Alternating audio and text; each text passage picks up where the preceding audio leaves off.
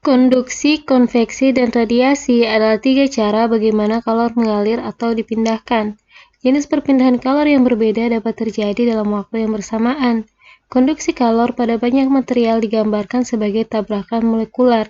Saat sisi objek dipanaskan, molekul di sana menjadi lebih cepat dan menabrak molekul yang lambat sehingga memindahkan sebagian energi kinetiknya pada partikel yang ditabrakannya, yang kemudian membuat kecepatan meningkat.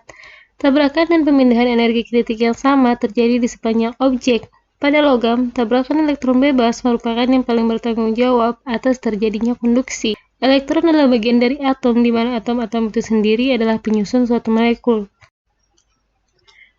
Konveksi adalah proses di mana kalor mengalir melalui pergerakan massal molekul dari satu tempat ke tempat yang lain.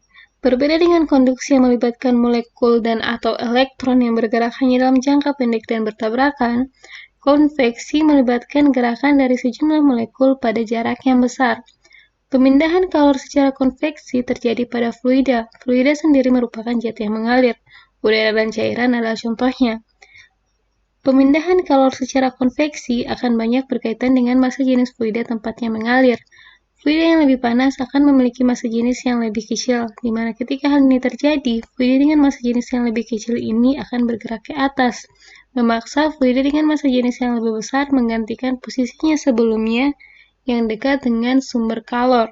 Kejadian ini terjadi pada air yang dipanaskan dan udara di sekitar api yang lebih panas di bagian atas dibandingkan di bagian sampingnya pada jarak yang sama. Angin adalah salah satu contoh dari konveksi, dan cuaca pada umumnya sangat dipengaruhi oleh konveksi aliran udara. Kalor yang berpindah tanpa media perantara dinamakan radiasi.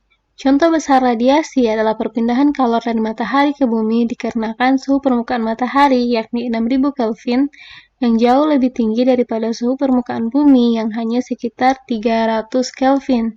Radiasi terdiri dari gelombang elektromagnetik.